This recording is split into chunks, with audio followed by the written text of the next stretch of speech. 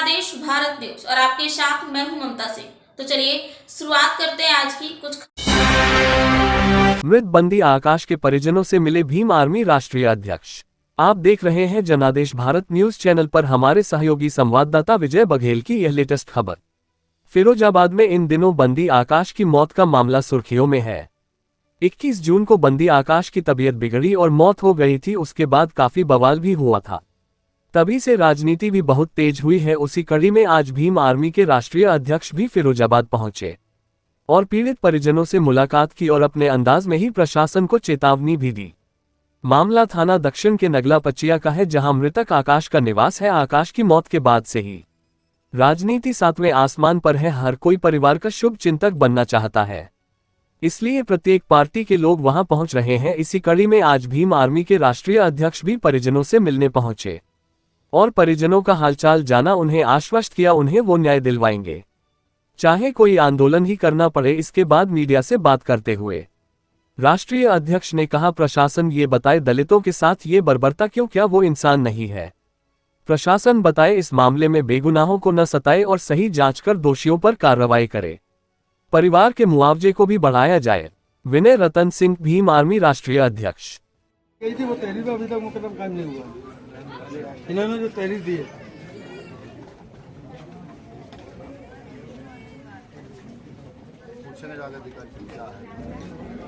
हाँ वकील साहब, ये अपने लीगल सेल के हैं। न्यायिक जांच के आदेश हुए हैं। अच्छा, इन्हीं की प्रकरण में जो आकाश जाटव मामले में न्यायिक जांच के आदेश हुए हैं और न्यायिक जांच हुआ है।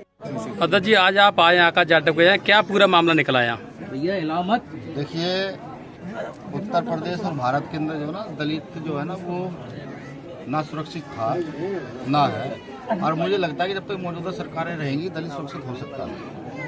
आकाश जाटव को गिरफ्तार किया गया, गिरफ्तार करके जेल भेजा गया और जेल से उसकी लाश आई।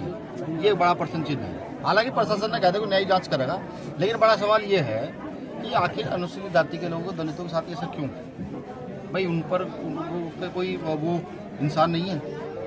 आखिर है कौन हम? या तो प्रशासन ये बता दे भाई आप लोग इंसान हो ही नहीं, जानवर की श्रेणी में आते हो, संविधान से बाहर आते हो, ठीक। और अगर हम भी इंसान हैं और इस देश के नागरिक हैं, तो जिन्होंने ये काम किया है उस प्रत्येक व्यक्ति को सजा होनी चाहिए। वो प्रशासन खुले तौर पर मुकदमा दर्ज करके वो जेल भेजने का काम करे, ठीक। परिवार को कंपनसेशन दे। सबसे बड़ी चीज कि ये समझ में नहीं आता कि प्रशासन को परेशानी क्या होती है। भीम आर्मी के लोग न्याय दिलाने आते हैं गरीबों को, प्रशासन दंगे कराता है और भीम आर्मी के लोगों को जेल भेज दिया जाता है लगातार।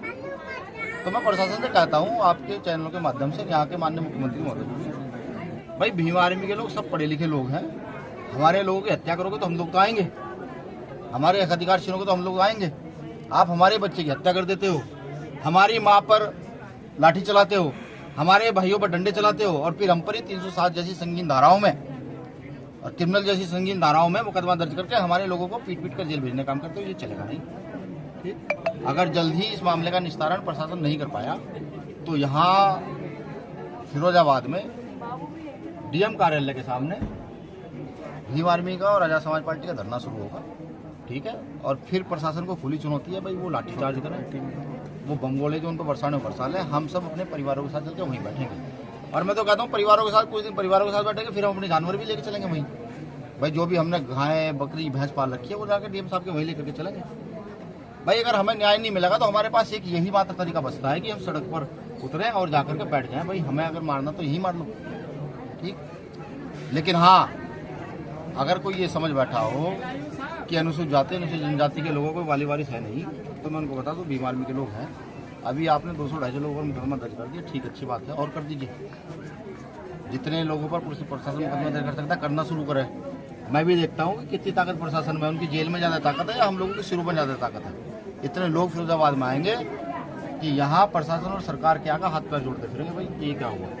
और मैं बखूबी जानता हूँ कि जब जब हम लोगों ने न्याय की मांग की है तब तभी प्रशासन ने, सरकार के लोगों ने मिलकर के हमारे न्यायप्रिय आंदोलन को दंगे में बदलने का प्रयास किया है। और इसमें भी यही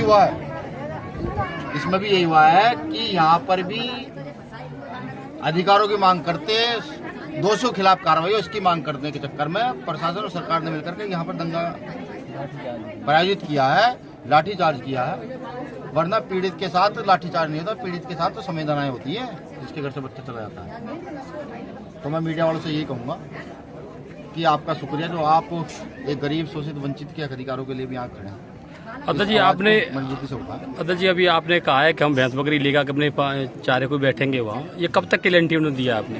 भाई अभी तो आज जाकर मैं इसके बाद यहाँ के कलेक्टर और एसएसपी से पहले एक बार बात करूँगा भाई क्या उन्होंने अब तक किया है, क्या रूपरेखा है। अभी क्योंकि हमारी यहाँ लीगल टीम भी साथ ही है, उन्होंने बताया है कि न्यायिक जांच चल रही है, उसका टाइम प्रोसेस होता है। जैसे ही वो टाइम प्रोसेस के बाद हमारे पास सूचना आती है और लगता है कि नहीं अभी भी गलत हो रहा है तो ये किया जाएगा। दूसरा कि जो लोग जिनके झूठे नाम लिखे गए हैं, मैं जाऊंगा जाकर के वीडियो फुटेज पाऊंगा, आप मुझे दिखा दीजिए। अगर मैं भी उसमें हूँ तो मेरे खिलाफ भी मुकदमा दर्ज करके मुझे भी जेल भेज दीजिए। या जो भी व्यक्ति आग लगाने में शामिल है और उसकी फुटेज है वो जेल जाना चाहिए, क्योंकि आग लगाने में जरूरत नहीं है। लेकिन हाँ, जो निर्दोष लोग यहाँ फंसाए गए हैं, जो कई सौ लोगों पर मुकदमे दर्ज हुए, ये बर्दाश्त किया नहीं जाएगा।